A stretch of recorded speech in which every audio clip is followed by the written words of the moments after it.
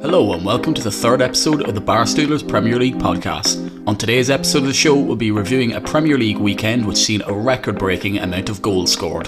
We'll be discussing all the transfer activity in what has been a busy week for Premier League clubs, and we'll be previewing a big weekend of games in Game Week 3. We hope you enjoy the show.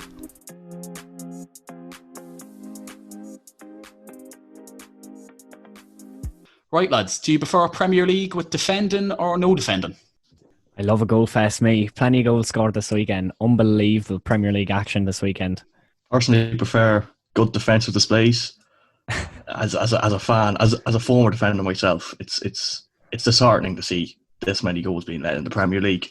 It's like that mindset of Italian football. The perfect football match ends 0-0. Well, Serie A just shocked and appalled at that Premier League weekend. I think it was 44 goals. There were many. It was class. Defending went completely out the window, and I, for one, am all for it. One such game, first match we'll review, is Leeds against Fulham. Ended 4-3 to Leeds. Any thoughts on that game? Oh, it was just a great game.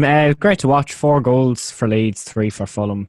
Would have thought Fulham were knocked out early on, but they came back well into the game, and great game overall to watch. Leeds looked brilliant on up front again. Obviously, Helder Costa scoring twice, Bamford getting a goal. Penalty, the Leeds penalty seemed harsh. I could see why it was given for the push. It was kind of hard to overturn at that stage. But the Fulham penalty I thought was nailed on. Yeah, this is one bone of contention. Absolutely not having that was a penalty. I would like to apologise to anyone who follows the Twitter account. Connell's the admin, and he was talking absolute shite. No, and look, as if you've listened to this podcast before, you'll know I'm a United fan. So Leeds, not exactly one of my favourite teams. That was absolutely not a penalty. Joe Bryant went in, then Robin Koch came in. It was a stupid decision by Koch. I don't know why he attempted to win the ball. But Joe Bryant just stuck his leg in there. He just left it in there, completely baited him. And yeah, never a penalty in my opinion. Ironic of a United fan to shout diving after Fernandes pulled. We'll talk about that later, Ronan. Don't get me started yet. But, right, I'll put it like that. If Fernandes did that, wait for that contact, would you be happy? No. Exactly, yes, yeah. No, yes, exactly. I would. No, you won't. That's a frightened slip right there. Absolutely not a penalty. It gave Fulham a lifeline that game. My first note about Fulham is that they were playing like a pro clubs team, in the sense that they were very energetic, but like just couldn't defend at all. But as the game progressed, I actually got more impressed by them. I think their 2 midfielders, Harrison Reed and Anguissa, the wonderfully named Anguissa, I thought they were quite good, tried quite a lot of energy, a lot of pressing, and their passing was an awful lot better than it was against Arsenal. Yeah, I've just down in my notes here, similar to what you said about the defending. The first instance of bad defending from Fulham was the corner.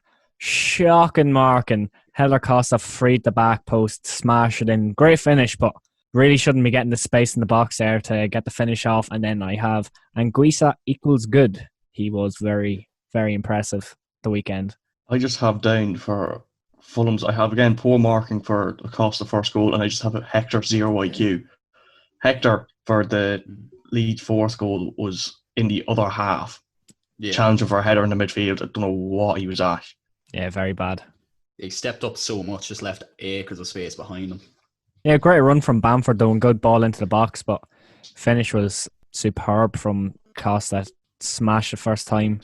Actually, I have a note down here from the first half. I said Mitrovic anonymous. Then he got that, in my opinion, very soft penalty. He put that away. And then a really good goal for the third one. Tete put in a ball, and it was actually ball header from Mitrovic. And if Fulham have any chance to stay up this year, it's because of Mitrovic's goals. If he doesn't score goals, not a chance. Even if he does score goals, they'll probably still go down.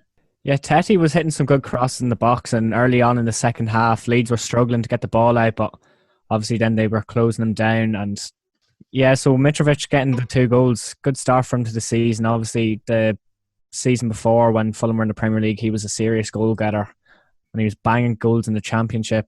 Love to see Mitrovic. He's class.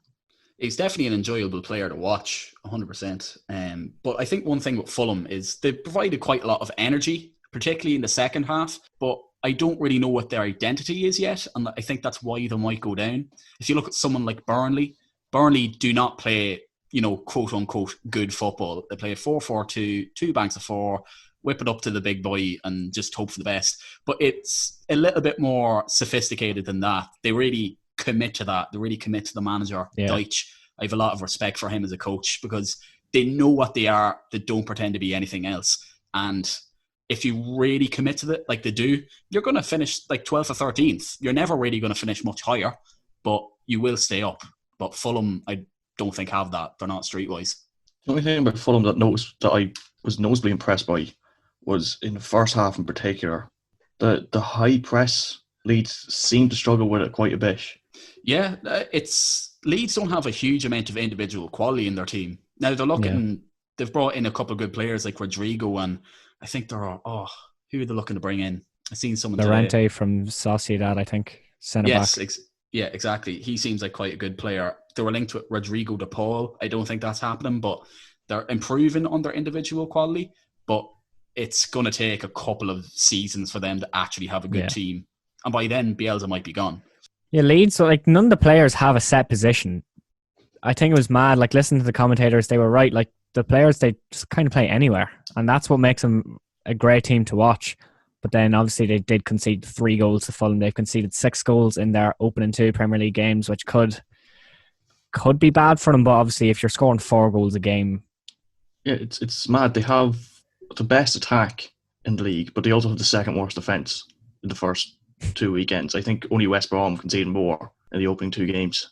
I was reading a chapter from that book I have, Inverting the Pyramid. It's sort of like the starter pack sort of tactical book, and I was reading the chapter on Bielsa there, just because I remembered there was one, and it was on about that, how there is no real positions. There was, when he was manager of Newell's Old Boys, he had some right back, and he just played him defensive midfielder in like some cup final or something like that, and he played the best match of his life, and he was like, I don't know how, I've never played this position before, but they just have that tactical awareness.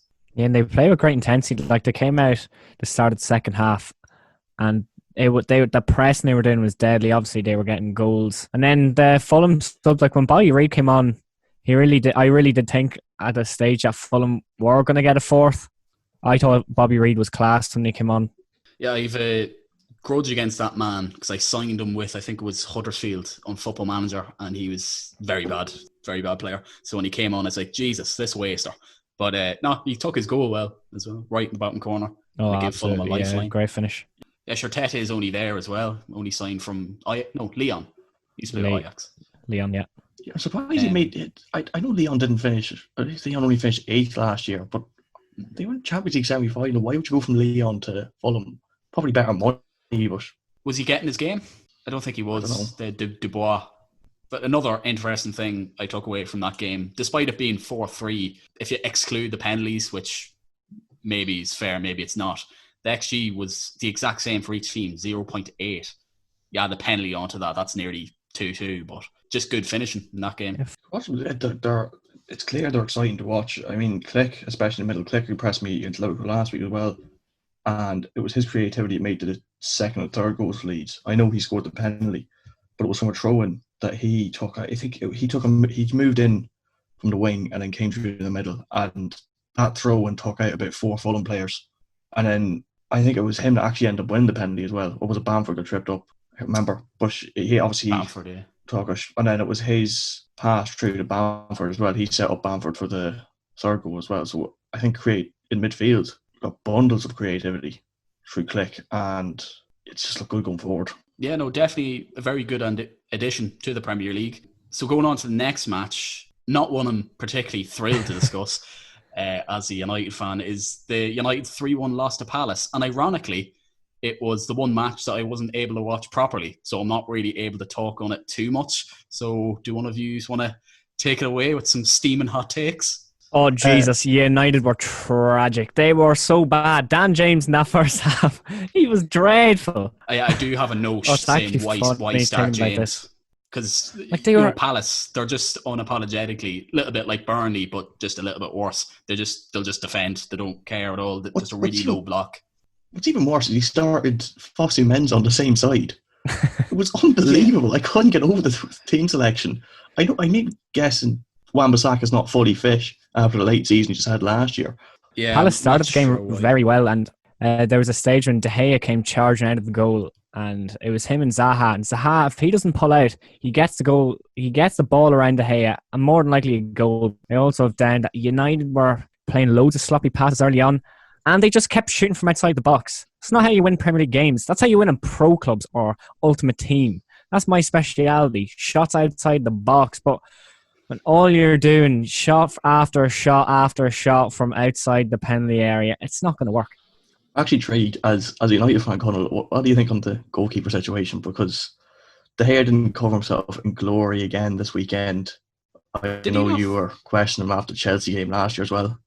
He played the first half. He played a pass. Yeah, but the first half he played a pass straight out into, I think it was McCarthy in the midfield, and then his pass didn't make it through to Zaha in the midfield. I thought he was poor for Zaha's second goal as well. Do you think Henderson might get in there? Not yet, because I seen the goals, and I don't think any of them were bad enough in order to drop him after the first game of the season. United are playing Luton tonight in the League Cup, and Henderson's starting, so maybe not much of a challenge, but at least he's getting some minutes. One note I have here is state of Shaw, just the general state of him. And from what I know, he actually didn't play that badly, but the 20-25 minutes that I seen, maybe it's just because I have an agenda against him, but he just doesn't look like a Premier League footballer at all. United are linked with a left back at the minute. We'll talk about that after, but I definitely like an addition there. I have one note here, Greenwood chance. Fosu Mensah, actually, he's not very good going forward, but he did clip in a nice ball to Greenwood, but his header was pretty bad. It's one area of his game that he definitely needs to have down. And then he really should have scored that header. The last note I have is Pogba careless. He just, I know he had COVID-19 there, but it's just, he was so sloppy the little bit that I seen. I think the biggest talking point from this game really is the penalty. It was more than just whether or not it was a penalty or not, but it's also over the new rule where they're enforcing keepers staying on the line for the penalties. Personally, they don't seem to be being very consistent with it in the Premier League at the minute. Because there was the one I know what we talk about once we get onto the Arsenal West Ham game as well. West Ham had a penalty thrown away for what looked like a handball under the new rules for Gabriel. I know it hit him on his upper arm, but his arm was still up in the air when he was trying to go for a header.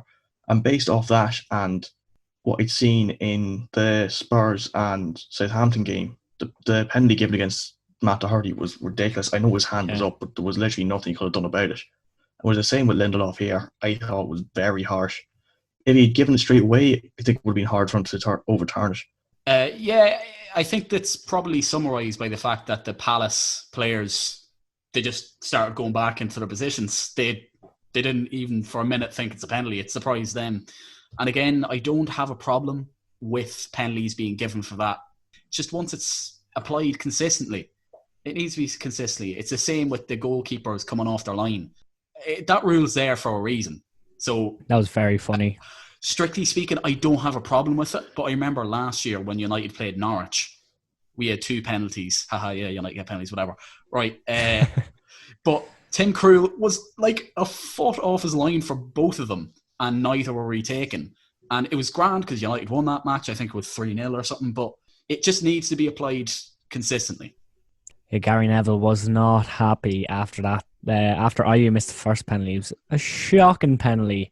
And then he wasn't let take the second one. But even looking at that, it was very harsh on De Gea. But as they say, rules are rules. In fairness to Solskjaer, he wasn't particularly salty about it. Like, he came out after the match and said, I think he said on Match Today that, rules are rules. So going by the rules, probably fair enough that the De Gea penalty was retaken. But like he said himself, giving the penalty in the first place was a ridiculous call. Yeah, another problem I had with it was that Ayew took the first one, as far as I know. Then Zaha took the second one. Should that be allowed?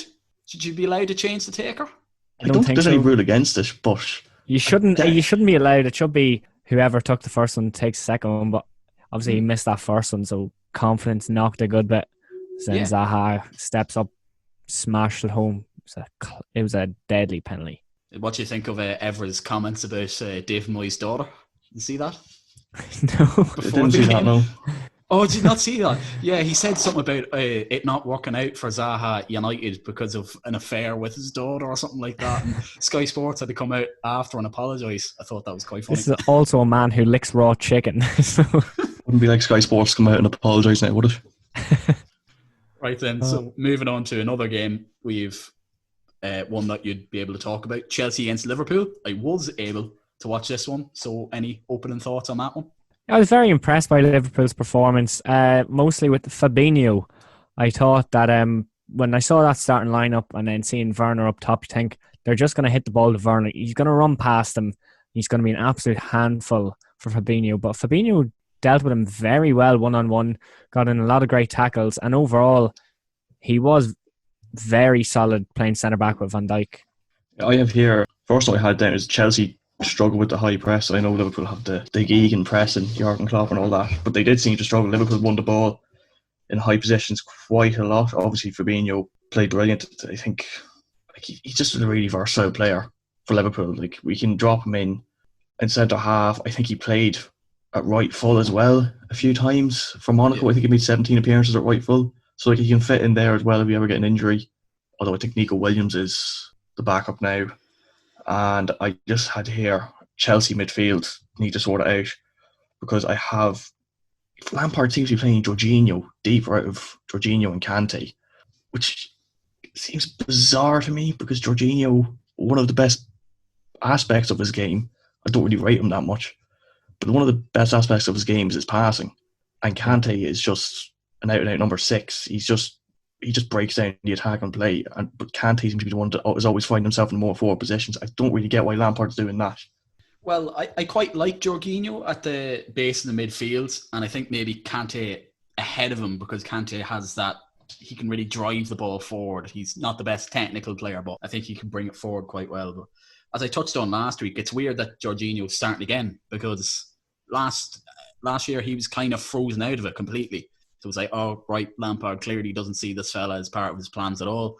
And now he started 2 games and nearly scored 2 goals. He missed a penalty, obviously. Yeah, and all about Fabinho. Save. Fabinho is a great player to have, but despite his performance at centre-back, are you concerned that you haven't signed another centre-back?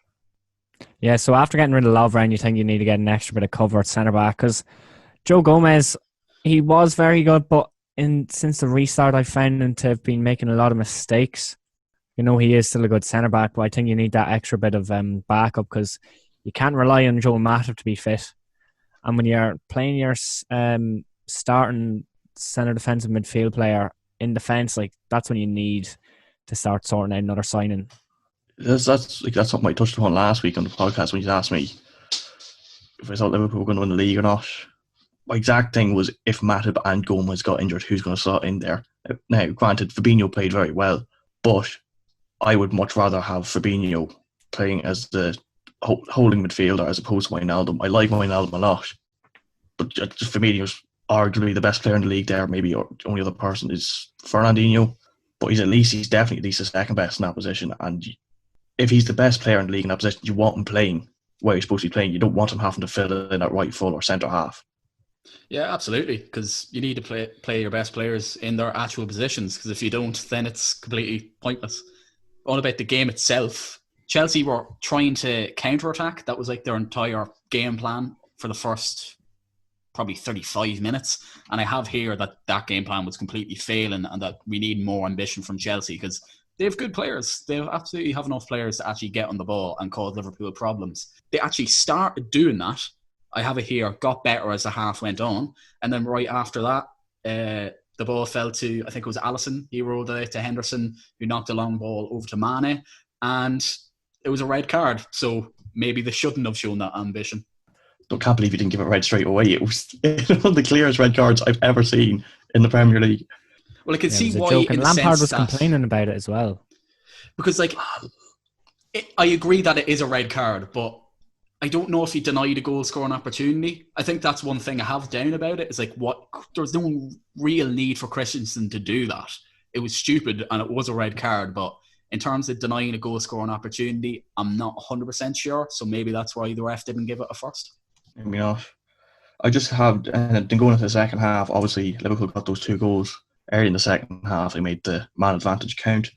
Obviously, Thiago came on for his debut. A lot of people saying very promising debut, and he was quite good, but I wouldn't read too much into it. Again, it was kind of like James Rodriguez last week. He played well, but I don't think he dictated the play or anything. Thought he played well.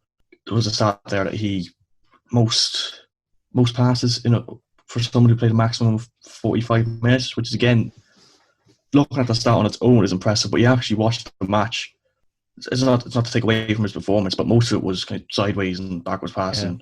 When we were already controlling the game, Chelsea were kind of sat back at that stage. So it was a good debut, but I wouldn't, again, read too much into that. And then once again, Kepa is just one of the worst keepers I've ever seen at play at the top level. Right, I have a down note here. I was like, who was responsible for signing him? Who was responsible for paying 72 million for him? Was it a director of football or something?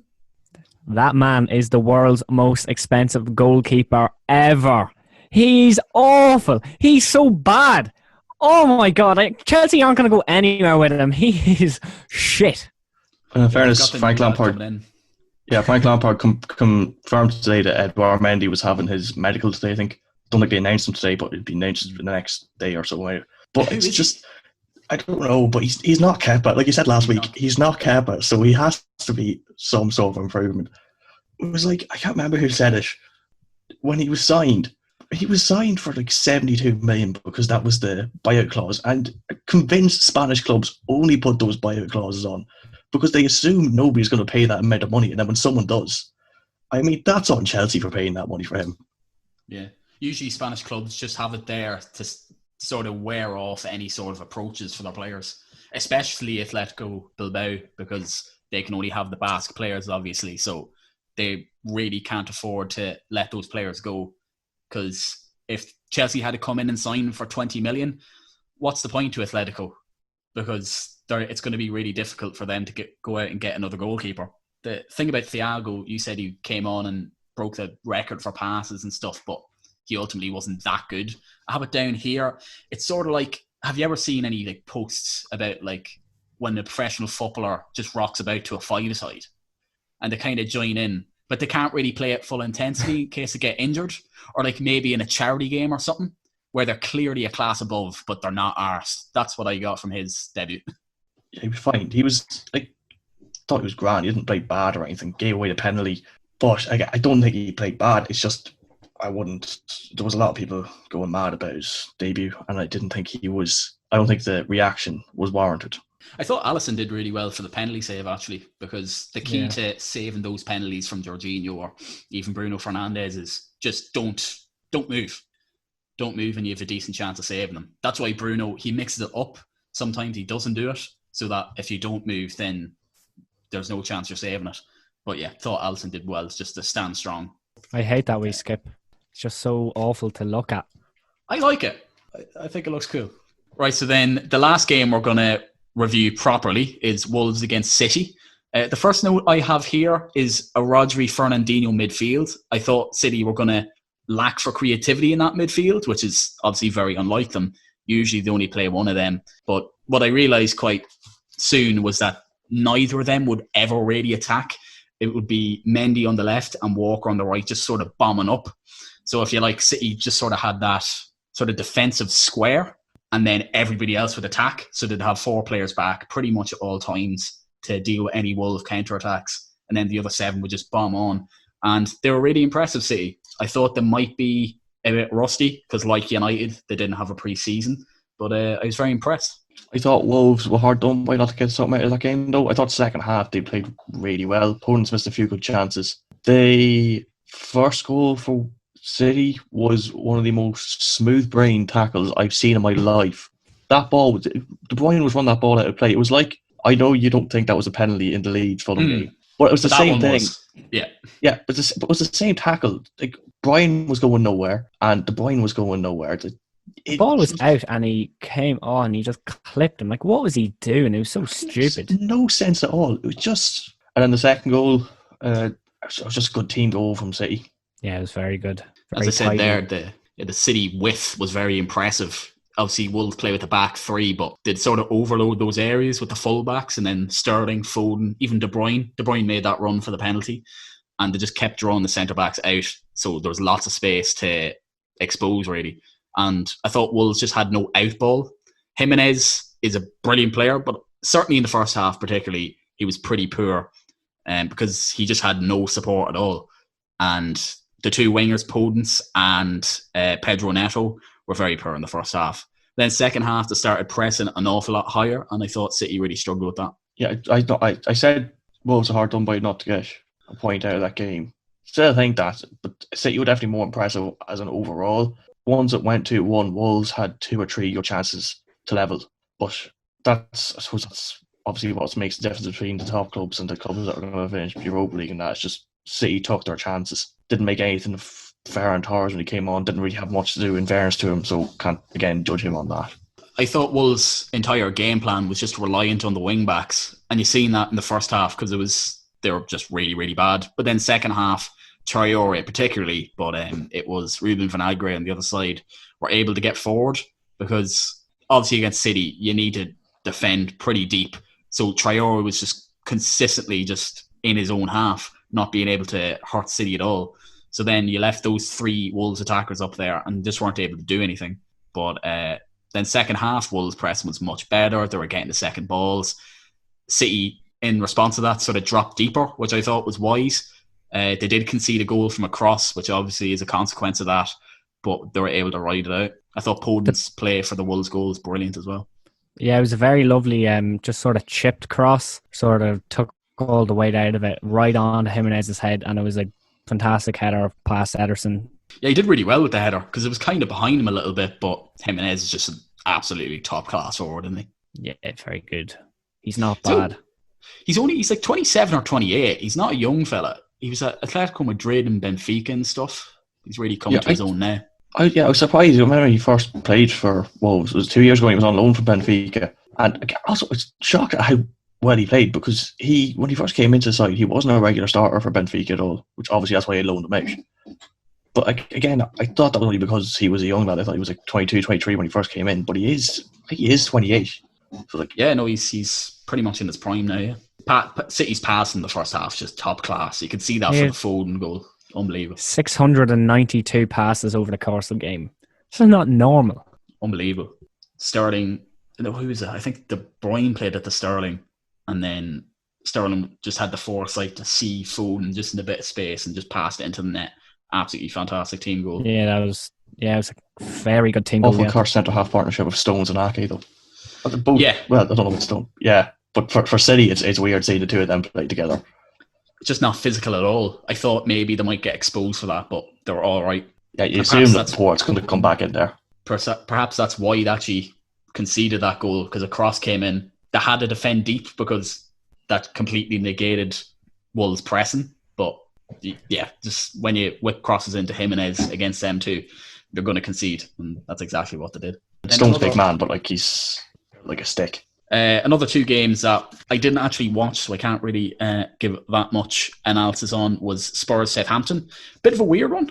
Ended up being 5-2 to Spurs. Heung-min Son scored 4 and somehow managed not to get 3 bonus points on fantasy football. It's been used by that. But him and Harry Kane linking up unbelievably well. I watched the first half. Southampton were absolutely incredible in the first half. Gineppo ran the show midfield. Ings and Shea Adams. Adams looks so much more comfortable up front now with Danny Ings. I suppose that's just how he is in the Premier League now. He's kind of established himself a bit more. But second half, Son's goal at the end of the first half came completely against the run of play. But I think that did, obviously, the old adage, goals change games. But Son getting all the praise. Harry Kane was my man of the match for me because obviously he got 4 assists and a goal. But the passes, especially for Son's 4th goal, they were all very, very good assists. And he's a really complete player as well. I'm convinced he is one of the most athletic players in the league, and he's, in terms of technical ability, I don't think it's said enough how good Harry Kane really is. Like his passing was just unbelievable to watch. He's such a complete player. There's a lot made about Spurs obviously scoring 5 goals, but I think Southampton shot themselves in the foot because their line was so incredibly high the entire time. They got caught out so many times. I think Southampton had 6 shots in the game, and Spurs, I think, had 5, all on target at least. all of which resulted in goals, because when all your shots are 1-on-1 with the keeper, they're going to be on target. You're going to score. What did Southampton think was going to happen when they have someone like Heung-min Son running at you? He's very fast. Getting caught out once or twice is, whatever. But it just kept on happening. Maybe it was because they were chasing the game after they went 3-1 down, but it just kept on happening. Yeah, it seemed to have absolutely no plan B at all. Times it wasn't even just Kane and Son doing it. It was a few times even after them. Yeah, it was incredible. It's going to happen if you play that high of a line. Were they playing that in the first half? Well, they were, but the difference between the first half was Southampton pretty much had control of the game for the entirety of the first half. I watched it, and that's what I thought. Anyway, again, they controlled the midfield a lot more. I thought Gineppo was brilliant. But at the second half, I think the heads just dropped after he conceded the goal to Son, and particularly Højbjerg returning to his old stomping grounds. He looked a lot more comfortable in the second half. He broke up the play a lot more. I know for the first goal, and Ndombele broke up a counter-attack, and again, they played a very high line there as well. It was just the only difference really was they did play a high line in both halves. It's just they controlled the midfield in the first half. Then looking at the Arsenal game, by all accounts, it seems like West Ham actually played quite well and were hard done by not to get a result. Did you watch that game? I watched extended highlights, so I can't really say much about it. West Ham had a lot of chances, particularly in the second half. Again, I touched on it earlier, they were hard done by not to get the penalty on Gabriel. And I know there was another one in the first half where Bowen was tripped up in the box, but that one would have been harsh, I thought. But again, it comes back to just being consistent on the handballs, because you've seen a penalty given against Doherty in the Spurs match, and then the penalty given against Lindelof, and the one on Gabriel wasn't too dissimilar. Someone said, I think it was mentioned on Match Today, that apparently if the ball hits part of your sleeve, it's considered to be too high to be handball. So then the whole conversation is what's handball, what's not. It's just annoyingly inconsistent. Well, he's definitely got a response out of them, that's for sure. But West Ham are definitely going to be down there in the relegation scrap. I don't think there's much doubt about that. It's what's going to happen if you finish, I think it was 16th or something, keep David Moyes, and you don't sign anyone. They sold Dean Ghana. Yeah, which we weren't happy about at all. Speaking of transfers, we'll move on to a bit of transfers. There wasn't that many transfers this week, but the ones that did happen were big. What's your thoughts on Bale to Spurs? It's a kind of a weird one, but at the same time, Bale going back to his old club, he won't be the same player that he was, absolutely not. And he's wearing the number 9, which just looks very weird. He's injured for a few weeks anyways, but I don't think he's going to be the impact player Spurs fans think that he's going to be. I think he's a great sign. It's no risk. He's on loan for 1 year. I don't know if there's an option to buy there, but he's still only 31. I know a lot of people have this weird obsession that once a player hits 30, they're done. They're not. I mean, Lewandowski's, I think, 32, top goal scorer in Europe last season. I know Bale didn't play that much this last season, but a fully fit Bale is one of the best players in the world. Everyone knows that. The only thing I said really is it depends on how he fits in the Mourinho side. Struggling. I know he's scored 5 at the weekend, but they are still struggling for identity and 2 big personalities. I know everybody saw the antics that Bale was doing last year. It was quite funny, obviously, but Mourinho and Bale are 2 big personalities, and you could see there being a clash there. Similar, not saying it will be, but something similar to Pogba with Mourinho at United could happen. Yeah, with Bale there instead of a Lucas Moura or a Bergwijn, who are like really direct. Bale has lost that bit of pace. Spurs have to change how they'll play, and they won't. I know that from Mourinho. He won't change the system. So, look, it's only a year loan, so it's relatively risk-free, I suppose. I can see why they did it, but I can't see it ending well. He's going to be injured the whole time. It doesn't help when he's injured from the start. He's out for 4 weeks. Very Mourinho thing to push for a player like that and then inevitably fall out with him. He did it with Sanchez. He'll do it with Bale, I think. Then a better signing, although there is an asterisk over that, was Reguilon, because obviously last week I was talking about Reguilon potentially moving to United and saying we might have an update on that this week. He did get a move, but it wasn't to United. It was the Spurs, and it's for 27 million, rising to 31. And I wanted him at United. I absolutely did. He seemed like a really good player, and I think he'll be a good addition to Spurs.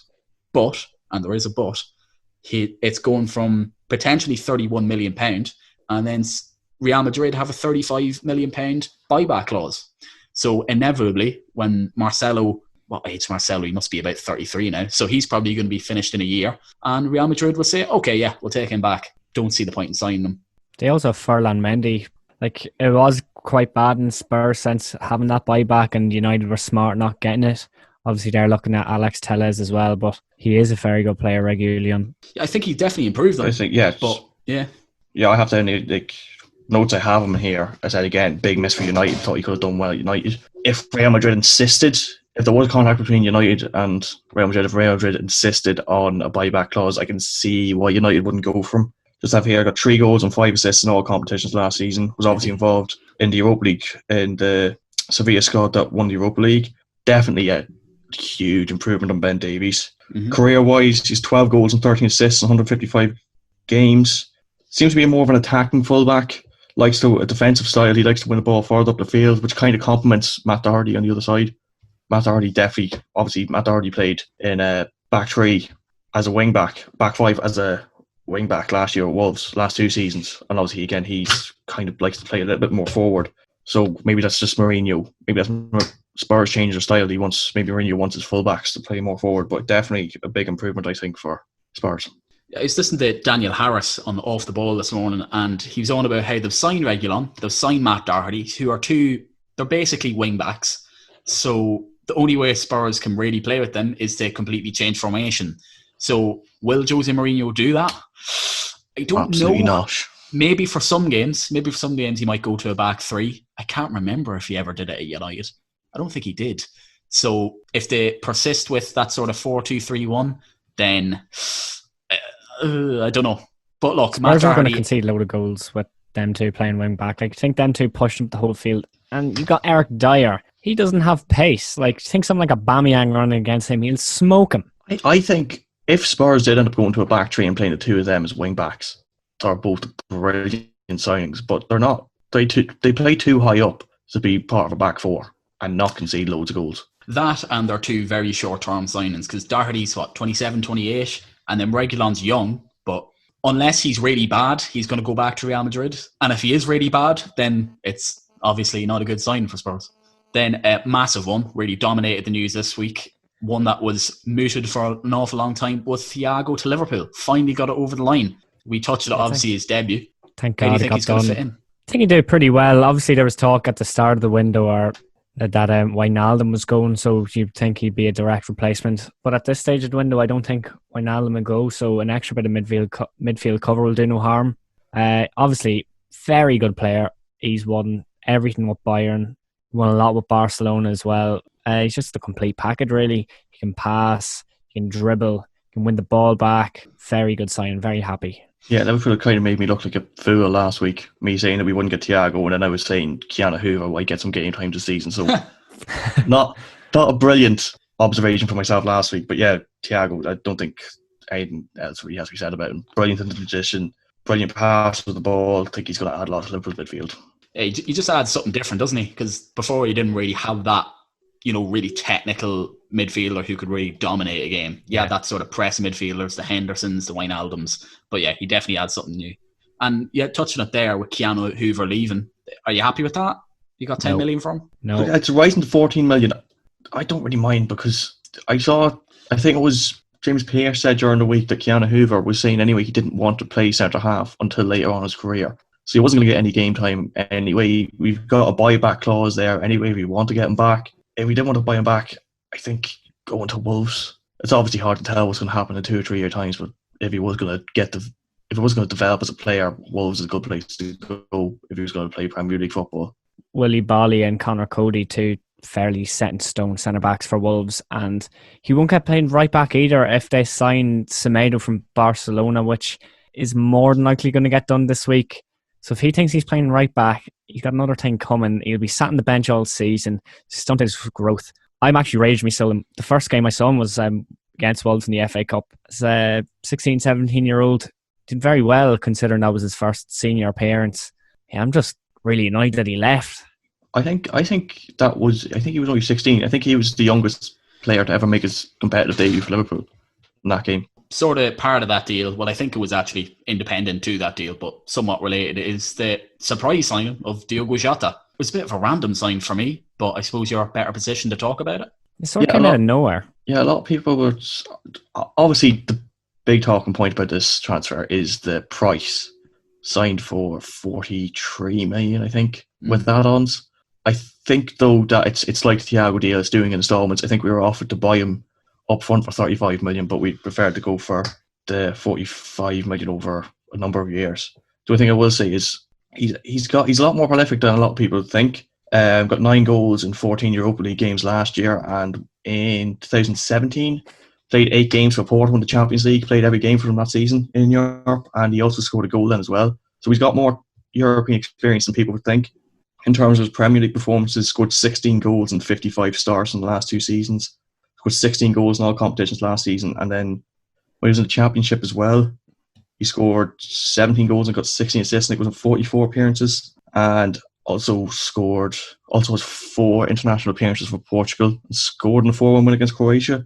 So he's got a lot more experience than people realise, and I just think he's a good sign, good backup, and maybe a bit more long term. Yeah, you think like obviously the price tag's a bit shocking, but Liverpool really did need that backup. So they didn't really have that sort of firepower coming off the bench. Obviously City, they could have Mahrez and Sterling both coming off the bench causing a problem. And Liverpool have Divock Origi and Shaqiri. Doesn't strike much fear into the opponent, but Jota coming off the bench could be a great impact signing. Obviously, he's still quite young, and I wouldn't mind seeing him maybe start a couple of games, but obviously with Salah and Mane both playing the wing, it will be hard to see it, but it's probably more of a future signing than a now sort of thing. He's always struck me as a player who sort of had that potential and looked good in some matches for Wolves, but never really had that consistency. He's a huge improvement on what you have on the bench. Like, I'd like to see him maybe become a bit more consistent, and that might be hard if he's only have a bench role, but he is young. So, yeah, definitely a good signing. I just thought it's a bit strange to dilly-dally over Thiago for so long and then say, okay, yeah, here's 40 million for Jota. Yeah, you'd imagine he's going to play tomorrow against Lincoln in the League Cup. Other than that, again, he's just got a lot more experience. And again, even when Salah and Mane first came in, they didn't exactly set the world on fire. And they were big price tags. I think both of them were around 35 million. And they've ended up both being brilliant. So he might end up being a flop. Who knows? But at this stage, I kind of trust who Klopp's bringing in. Yeah, no, well, I think it's definitely a good signing. And Wolves seem to have spent that money pretty much already, because they've bought Matt Doherty's replacement, Nelson Semedo. I don't think it's quite confirmed yet, but it's got the here we go from Romano, 35 million. I don't know if that's pound or euros. I should have written that down. But what do you make of that sign? Good. I think he's quite a good player. I think a lot of people just having the rise. Alphonso Davies ghosting him in the Champions League semi-final. But I think he is good. He's a great wing back, so he'll sort of slot into that Wolves system. And obviously, a lot of his international teammates will already be in that Wolves squad. So whether or not he can adapt to the Premier League is a different story. Obviously, Barcelona play sort of slow passing football. There's not a lot of quick counter-attacking football. Wolves, they get the ball up the pitch quickly, try to get it up to the wingers. Barca just tap it around midfield. But I do have promise that he can be quite good when he moves to Wolves. It's just really weird from Barcelona selling him, and I think they had a bid rejected from Max Aarons from Norwich, which is just bizarre to me.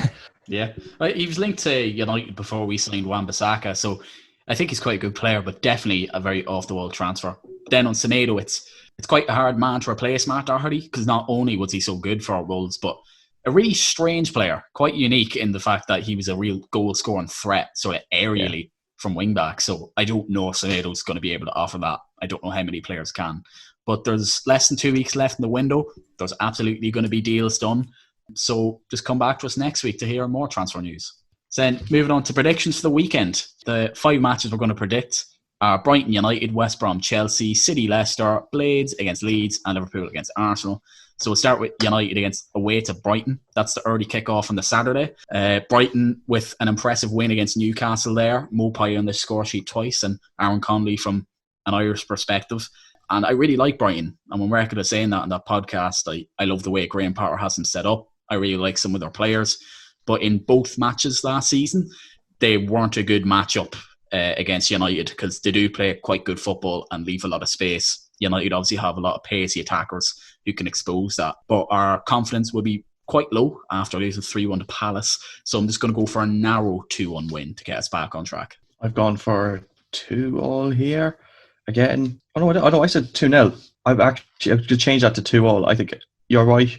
Brighton do play quite attacking, nice to look at football, but they do leave a lot of space in behind. I think United will grab one or two, especially with the front line they have: Martial, Greenwood, Rashford, all good finishers, all absolutely rapid.